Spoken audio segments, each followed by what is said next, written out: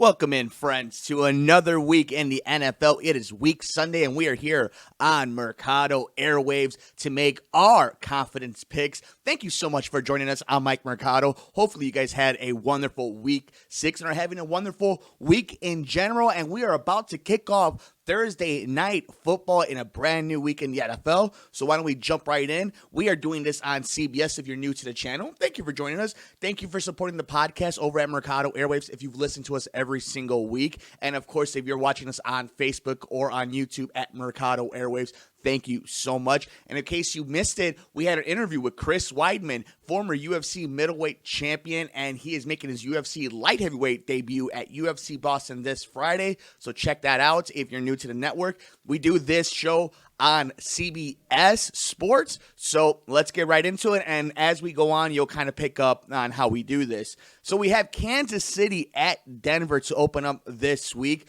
It's going to be interesting to see how Patrick Mahomes response from the ankle injury that he's had the last few weeks. They've lost 2 straight games.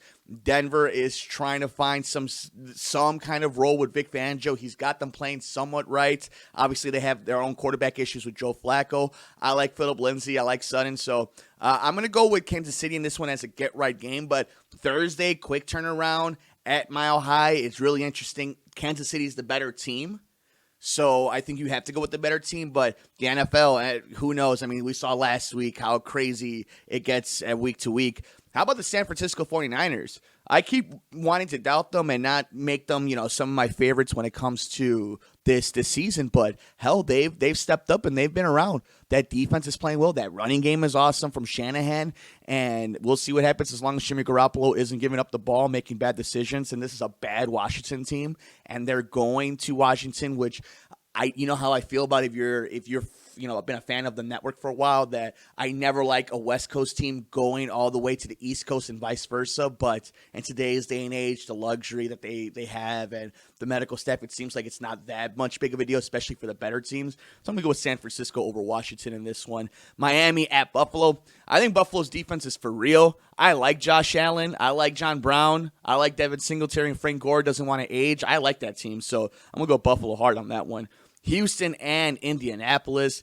Interesting game. Houston is the team that you want to fall in love with, but you have weeks where DeAndre Hopkins doesn't show up. Will Fuller has 3 touchdown opportunities and can't bring them down. I'm not sold on Houston, but somebody has to win that division at some point, right? Is it going to be Jacksonville? I mean, is it going to be Gardner Minshew? Or is it going to be Jacoby Brissett? It's not going to be Marcus Mariota since he's been benched for Ryan Tannehill. So it has to be Deshaun Watson, right? They have to get right, and that defense that everybody loves with J.J. Watt, who's one of the greatest players of all time defensively, they're not playing that well. This one can go up in the air. I'm going to go Houston. They have the better quarterback. But damn, if this isn't a tough one, it's especially in division. I mean, it's going to be a tough one. This one is definitely a toss-up, and you can see in the percentage of people picking them that in the CBS format that it's 60-40 for Houston. I'm going to go with Houston in that one, but heck, for Indianapolis at Indy, it's going to be interesting at Lucas Oil. How about the Vikings versus Detroit? Detroit got hosed, huh? That is, the officiating this year in the NFL has been crazy. And my biggest problem with the NFL officiating is when you try to make something right and you refuse to still do it, that's a problem. I think when you have so much ego and you have so much notoriety and you have this, illustrious club that not many people have been part of, that they think they're bigger and they have to maintain this sort of aura, or they have to be able to be flawless because they are the law in the game. But fact remains, if you made the wrong call, you have to admit it and be able to reverse it. The fact that the pass interference penalty has, I think, only one time been reversed should tell you enough. It's not working. The game slowed down.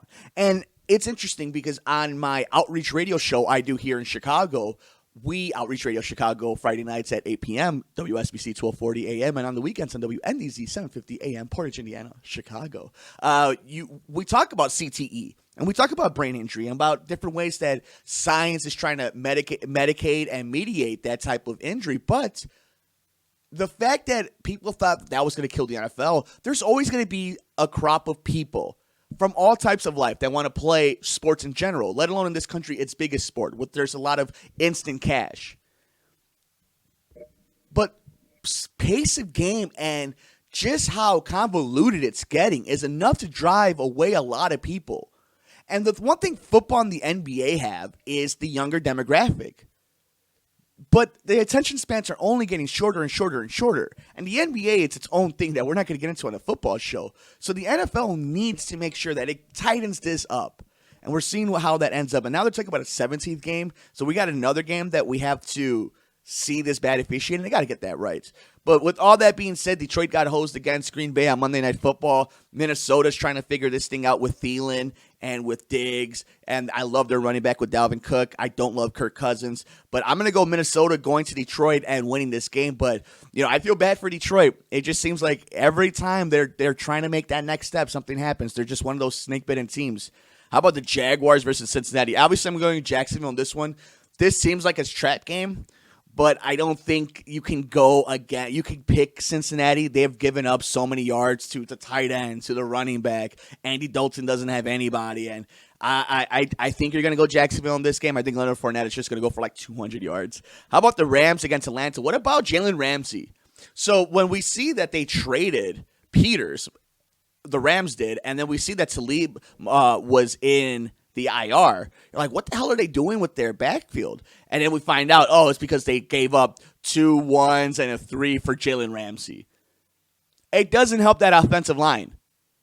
And it doesn't help make Jared Goff a good quarterback. But it's interesting. And his first matchup be against Julio Jones probably. I'm going to go with the Rams in this one, but there's going to be a lot of points, I think. And it's going to be interesting to see how Ramsey simulates into this defense. How about the Cardinals and the Giants? Again, a West Coast team going to the East Coast. Saquon is probably going to play this week. So I'm going to go with the Giants in this one.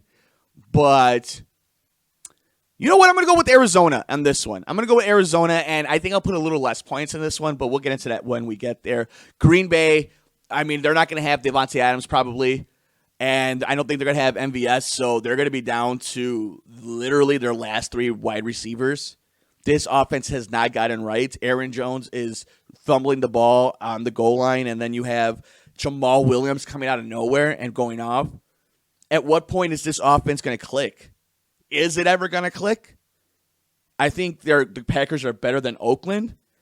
And I think the fact that Oakland would have to go to Green Bay and win this game, that's what's kind of deterring me from picking them. But, I don't love Green Bay this year. I have Aaron Rodgers on my fantasy team, and, I thought this was going to be the first year. I'm like, heck yeah, I have Aaron Rodgers who's going to be able to carry me. You could count on him to go off and so on and so forth. And it's been Lamar Jackson carrying my team. But I'm going to go with Green Bay in this matchup. The Chargers and the Titans. I'm going to go with the Chargers simply because they're the team that didn't make the quarterback change. But at some point, Melvin Gordon has to become part of this offense. Keenan Allen needs to go off again. Although we've seen him throughout his whole career have ups and downs, a few weeks on, a week or 2 off, a few weeks up. So I would like to see the Chargers get right at some point. And this division is going to run away ahead of them if they're not careful. And the Bears are back from their bye week. Chicago, here we are. It is the Saints led by Teddy Bridgewater taking on the Bears here in Chicago. This is going to be a tough one, guys. I'll be honest with you. Kyle Long now on the IR and Akeem Hicks on the IR. Roquan Smith hasn't looked good ever since this mysterious stuff that's been happening with him the last few weeks. Khalil Mack has been a little slowed down, especially against Oakland. He had that one big play, so I shouldn't say he slowed down. You know what? I take it all back. I'm never going to talk shit on Khalil Mack, but this defense needs to get right. And this offense, it looks like Mitchell Trubisky is going to play. This offense doesn't need to get right. This offense needs to start. To get right indicates that you were going at some point. This offense has never started from Washington till now. When a lot of people would take that Washington game from Trubisky, you need more than that. You need this guy to be something. And I'm a Mitch guy. I am. I think he's a hell of an athlete. Does that make him a good quarterback? We're seeing it game to game, and this collar, this handcuffs, I don't even know the word to describe it. You can't coddle him anymore. Like, at some point, you have to make a decision. In a league where Marcus Mariota is getting benched. Jameis Winston's on his last leg. You have to make decisions. And you got it wrong probably comparative to Deshaun Watson and Patrick Mahomes. You probably got it wrong out of the three. But what do you do now if you're the Bears? You got to go full steam ahead, and it needs to fall on Mitchell Trubisky. And somebody else needs to make a play besides Allen Robinson. At some point, David Montgomery needs to break out a big play. At some point, Trey Burton needs to be on the field, and he needs to contribute. We need to see something from Anthony Miller. This Bears offense has not shown up in 2019. And they sure as hell won't be playing in 2020 if they don't. This defense could be as great as they want. And what happened this year that didn't happen last year that we're seeing? Injuries. And not just nagging injuries that take your guy out a week or two or it might be lingering a little. We're talking about season-ending injuries on two big main guys. And we'll see about this offensive line now they lost Kyle Long. He wasn't helping them. I love Kyle Long. The problem is when an offensive lineman who's not even a tackle but a guard was the face of your franchise, that shows how dysfunctional your franchise was. This Bears team needs to be better. And this is not the get-right game. I don't think so.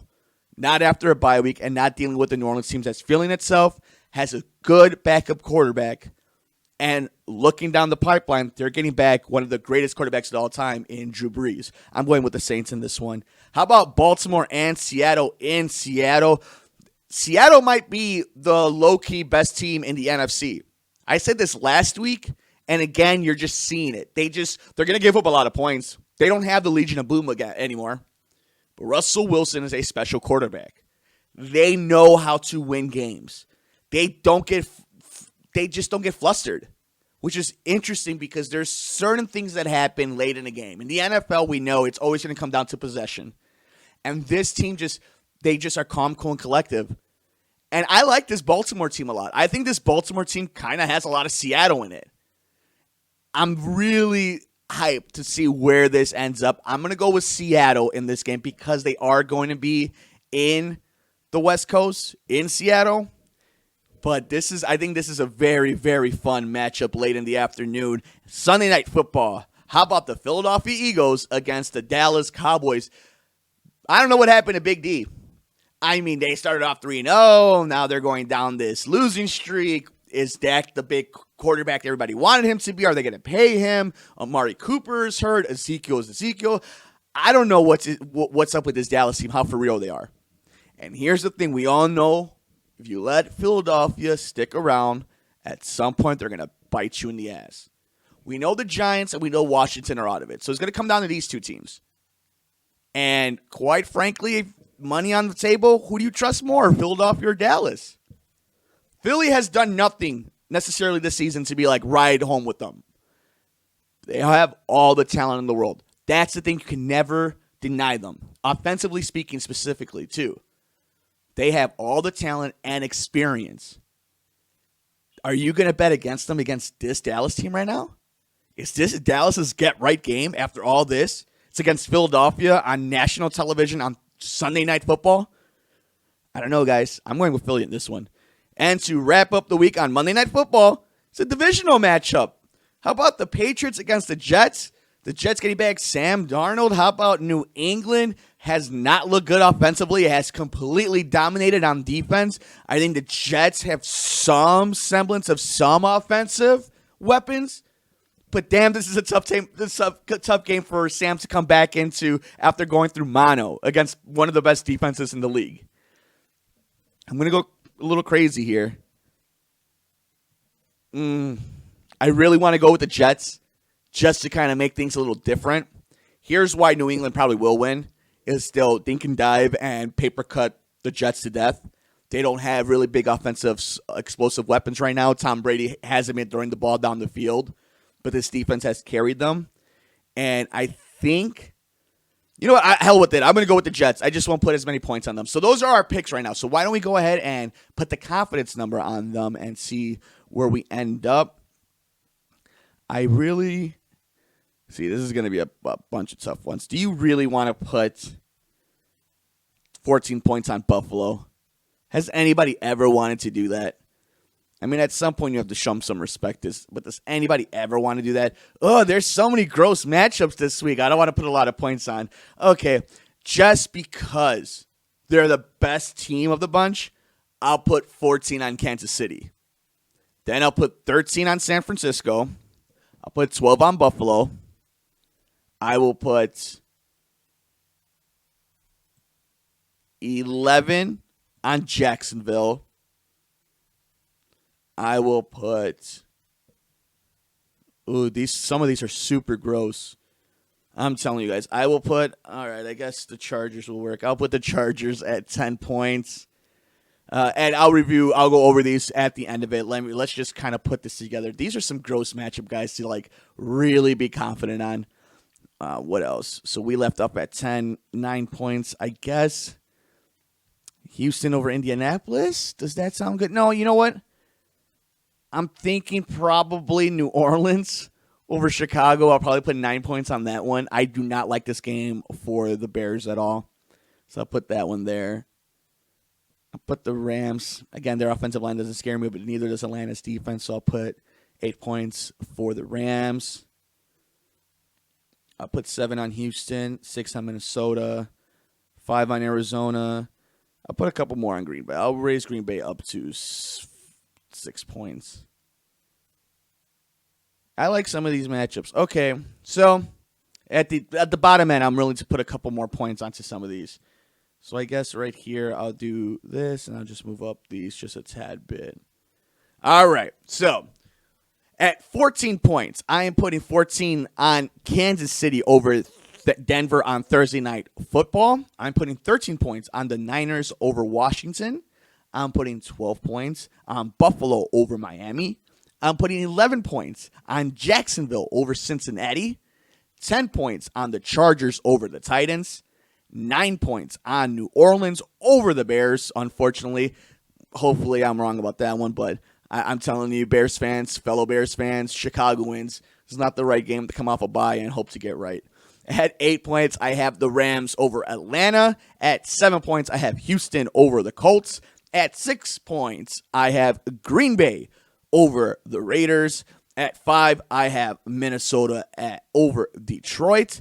I put 4 on Seattle over Baltimore. I put 3 points on Arizona over the Giants.